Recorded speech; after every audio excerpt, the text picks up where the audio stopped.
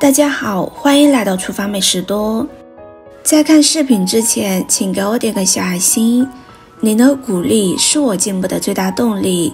在日常生活中，中老年人的眼睛出现问题的情况比较多，比较常见的就是飞蚊症。其实飞蚊症就是我们在看东西的时候，老是觉得有一个黑点在随着视线移动而移动，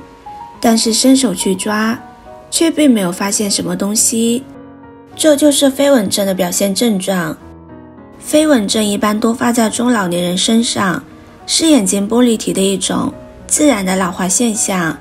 也就是说，随着年龄的增长，眼睛里的玻璃体会逐渐的老化，玻璃体液化，产生一些混合物，这些混合物则是由玻璃体的变性所引起的，形状也是不规则的，有的是点状的，有的是线状的，还有一些面积更为大点的椭圆状。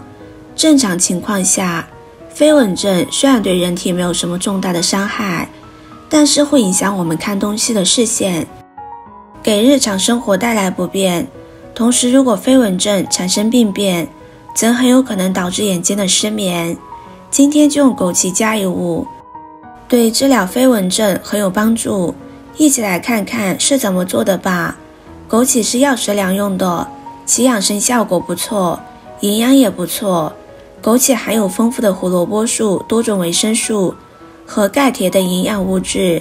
这些对身体健康有益，并且枸杞具有滋补肝肾、益精明目的功效，有明目之功效，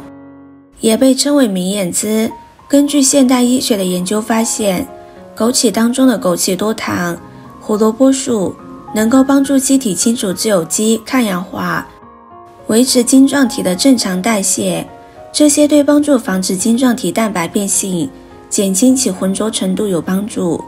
我们先来准备10克枸杞汁，20粒到30粒。正常情况下，我们对枸杞汁营养吸收的用量就是这么多，过多食用的话会给我们身体带来负担，容易上火，先把它放在一旁备用。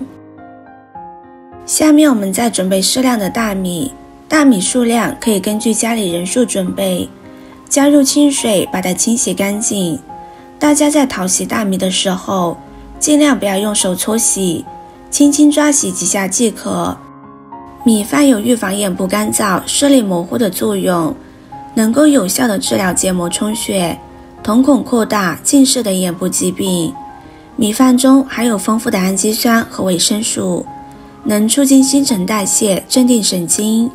另外，米饭中有机酸还能消除疲劳，帮助睡眠。大米清洗好之后，这个水大家可以留着养头发，可以滋养头发。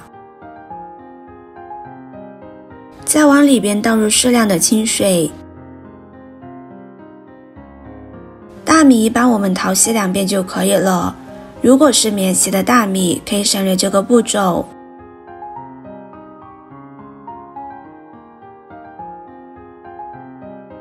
洗好之后把水倒掉，大米清洗干净，像这样就可以了。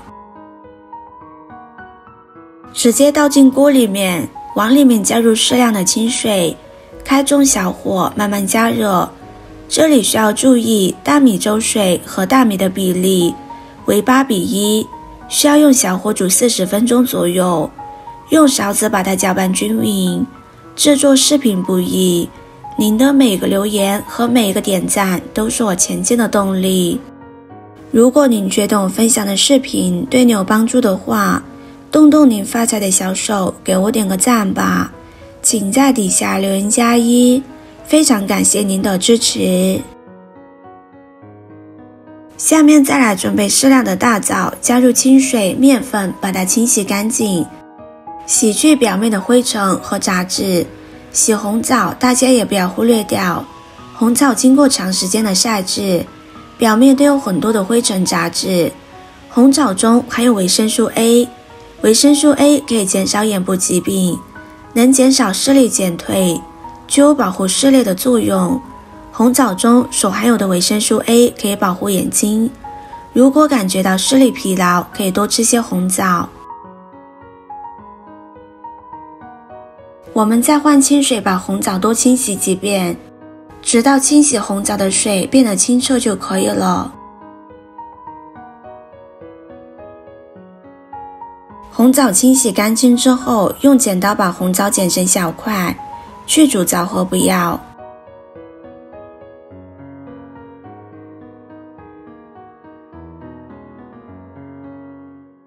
如果大家喜欢软烂一点的，就可以和大米同时煮，反之我们可以和枸杞一起放。这里我比较喜欢入口即化的感觉，所以我这里和大米一起煮。在煮粥的期间，我们需要打开盖子，用勺子搅拌一下，防止大米粥粘锅底。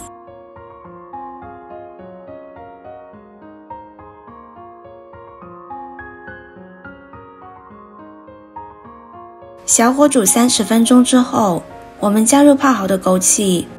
这样可以避免枸杞加入太早，会有一股酸味影响口感，同时还能避免枸杞中的营养流失。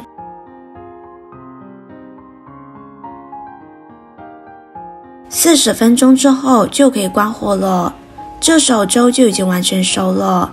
把煮好的红枣枸杞粥装在一个适合的大小碗中，这样我们就可以开吃了。大家可以根据自己的口味加入一点白糖。我们拿枸杞搭配红枣煮粥，它不仅可以最大程度地激发出枸杞和红枣中营养的成分，发挥出它的作用，而且还可以让我们的身体更容易地吸收枸杞、红枣中的营养成分，被我们身体所利用，从而达到更好的滋补作用。枸杞红枣粥呢，它的口感特别的软绵，吃到嘴里有那种入口即化的感觉，特别是当你吃到一颗红枣的时候，带着那种微甜的感觉，吃到嘴里特别的舒服。关键是枸杞红枣粥的做法也是非常的简单，不管你是厨房老手还是厨房新手，做起来都能得心应手。这道粥也适用于经常头晕目涩、耳鸣遗精、腰膝酸软的人食用，对于眼睛干涩、飞蚊症都有很好的辅助治疗作用，大家可以收藏起来试试。今天的视频就分享到这里了，视频看到这里了，麻烦各位哥哥姐姐动动小手给我点个赞吧。点击我的头像可以看到更多的美食视频。我是多多，我们下个视频见啦。